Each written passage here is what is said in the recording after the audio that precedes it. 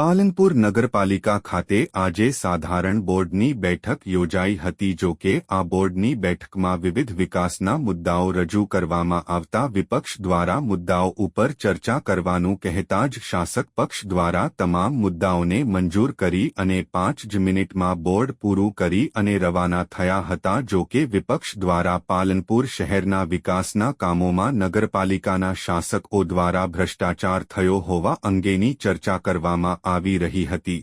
વિપક્ષે પાલનપુર નગરપાલિકા દ્વારા પાણીના બોર માટે 35 નવી સબમર્સિબલ મોટરો ખરીદવામાં આવી છે તેમજ એક નવી બોલેરો કાર ખરીદવામાં આવી છે. જો કે વિપક્ષનું કહેવું છે કે નગરપાલિકાના 44 નગરસેવકોને વિશ્વાસમાં લીધા વિના માત્ર પ્રમુખ, ચીફ ઓફિસર અને પાણી પુરવઠાના ચેરમેન દ્વારા આ સમગ્ર કૌભાંડ આચરવામાં આવ્યું છે અને લાખો રૂપિયાના બિલો માત્ર 15 દિવસમાં જ ચૂકવી દેવામાં આવ્યા છે. તો બીજી બાજુ વિપક્ષે સેનિટેશનની કામગીરીને લઈને પણ ગંભીર આક્ષેપો કર્યા હતા. જો કે પાલનપુર નગરપાલિકાની સાધારણ સભા 5 જ મિનિટમાં પૂરું થઈ જતા વિપક્ષના નગરસેવકો દ્વારા શાસક પક્ષ સામે ભારે રોષ વ્યક્ત કરવામાં આવ્યો છે.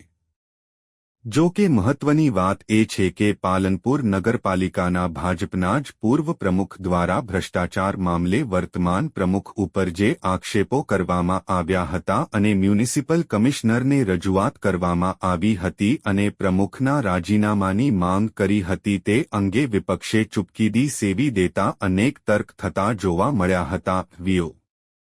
જો કે ચીફ પાલિકા પ્રમુખનું કહેવું છે કે પાલનપુરમાં પાણીનો પુરવઠો પૂરું પાડતા બોરો માટે જે મોટરો લાવવામાં આવી હતી તે મોટરોને ઘણા વર્ષો થઈ જવાથી નવીન મોટરોની ખરીદી કરવામાં આવી છે. જ્યારે વિપક્ષ દ્વારા જે આક્ષેપો કરવામાં આવ્યા છે તે તમામ પાયા વિહોણા છે અને પાલનપુર શહેરના વિકાસ માટે જે 20 કરોડ રૂપિયા ફાળવવામાં આવ્યા છે તે તમામ મુદ્દાઓને લઈ અને આજે સાધારણ સભામાં બોર્ડની બેઠક યોજાઈ હતી.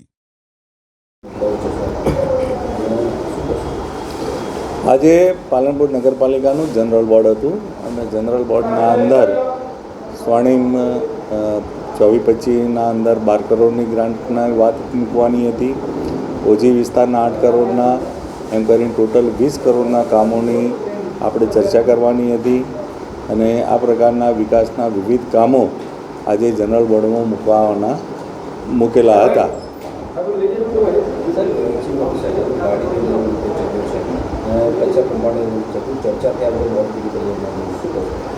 આજે આ મુદ્દા હતા નહીં.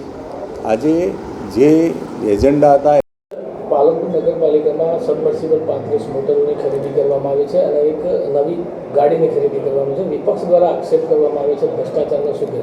નગરપાલિકા દ્વારા જે તે વખતે નગરપાલિકાની જે જૂની મોટરો છે જે વારંવાર ખોટકાવાના તથા એફિશિયન્સીના પ્રશ્નો હતા તે 7 વર્ષથી 10 વર્ષ સુધીની જૂની જે મોટરો છે જે તે વખતે સામાન્ય સભામાં ઠરાવ કરી અને નિયમ મુજબની પ્રક્રિયા અનુસરી અને ખરીદ કરવામાં આવેલી છે.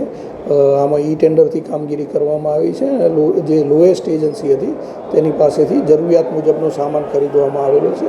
તો એ ભ્રષ્ટાચારનો કોઈ પ્રશ્ન રહેતો નથી આની અંદર. વિપક્ષ દ્વારા એમ કહેવામાં આવે છે કે 15 દિવસમાં બિલ ચૂકવી દેવામાં આવી છે. જો એવું હોય તો આરએમસીમાં જાણ કરવી પડતી હોય છે પણ એવી કરી નથી. ધોરણસરની મંજૂરીઓ મેળવી અને ચૂકવણું કરવામાં આવેલું છે. આમાં કોઈ મંજૂરી બાકી હોય તેવું નથી અને નિયમ મુજબની પ્રક્રિયા અનુસરી અને કામગીરી કરવામાં આવેલી છે. આજે પાલનપુર નગરપાલિકાની જનરલ બોર્ડની મિટિંગ હતી. આ બોર્ડની શરૂઆત થાય ત્યારે ગત બોર્ડ બજેટનું મહત્ત્વનું બોર્ડ હતું. એ બોર્ડની અંદર અમે માહિતી મેળવી હતી કે ગયા બોર્ડના ઠરાવોને એની માહિતી મેળવી.